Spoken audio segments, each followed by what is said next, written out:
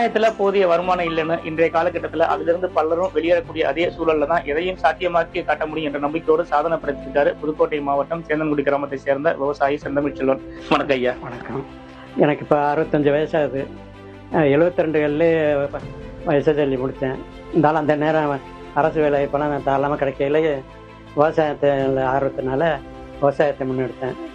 அப்போலேருந்து எல்லா பயிர்களும் சோதனை முறையிலையும் பல்வேறு பயிர்களை செஞ்சுருக்கிறேன். ஆரம்பத்தில் காய்கறிகள் மிளகாய் பொடி பந்தள காய்கறிகள் செஞ்சு ஓரளவு வெற்றி கண்டேன்.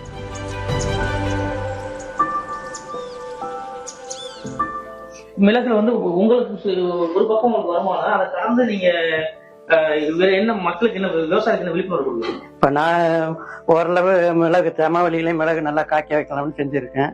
ஆரம்பத்தில் ஒன்று 500 செடி வாங்கி வந்து ராசக்கண்ணாசிரியர்கிட்டேருந்து வாங்கி வந்து போட்டேன். போட்டு ஓரளவு எல்லாமே பயிர் நல்லா வரப்போறதில்லை. அது இருந்தாலும் தொடர்ச்சியாக செஞ்சு நல்லபடியாக கொண்டாந்தேன். 5 வருஷத்தில் காய்க்கையில் கசாப்பையில் வந்து எல்லாத்தையும் மட்டமாக்கிடுச்சு.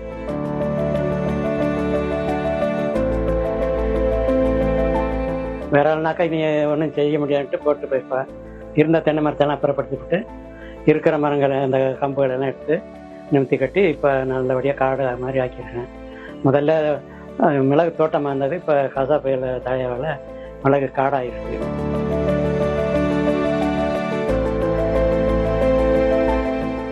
சமவெளியில மிளகு சாத்தியம் சொன்னா கூட எப்படி சாத்தியம்? முற்றம் வச்சு பெரிய வீடாக கட்டினேன். அப்போ இடையில முற்றம் இருந்துச்சு. அப்போ அதில் என்ன பயிர் போடலாம்னு ஆரம்பத்தில் கீரையெல்லாம் போட்டேன். அது சுமாராக வந்துச்சு. அப்போ என் துணைவியார் வெளியில் இந்த மிளகு இந்த திராட்சை கன்று கிடச்சிருக்கு. என் மனைவி அந்த கொண்டு கண்ணு விற்கிறவர்கிட்ட திராட்சை கன்று இருந்திருக்கு, கொண்டாந்து நட்டாப்பில் அது நல்லா வளர்ந்துச்சு. அதையே மேலே படர விட்டேன். வருஷத்துக்கு 3 கவாத்து செய்யலாம். ஒவ்வொரு தடவை 100 கிலோ வரும்.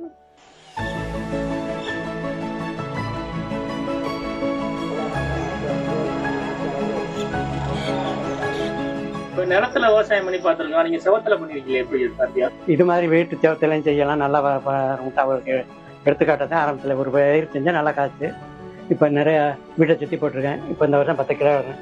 அடுத்த வருஷம் இப்போ வர 100 கிலோட 200 கிலோ எடுக்கலாம். இந்த ஒரு பயிர் பக்கத்தில் ஒரு மரத்தை நட்டு கண்ணை நட்டோம்னாக்கா அதே தேடி போய் இருக்கணும். இந்த மரம் பட்டு போச்சு, அது பல செங்கலை கட்டி விட்டு அதே படந்து நல்லா காய்ச்சிருக்கு. 5 ஏக்கரில் உள்ள சூரிய ஒளியாக இது அறுவடை பண்ணுது. பண்ணி நிலத்துக்கு சக்தியாகவும் இருக்குது, ஆக்சிஜன் உற்பத்தி பண்ணுது, சுற்றுச்சூழலை சுத்தப்படுத்துது. நான் 40 வருஷம் பல்வேறு விவசாயத்தில் ஏற்பட்ட சிரமம் இருந்தாலும் எல்லாத்தையும் கடந்து சாபத்தையும் வரமாக மாற்றி நல்லபடியாக செஞ்சுருக்கேன். அடுத்த விவசாயம் தான் முக்கியம்.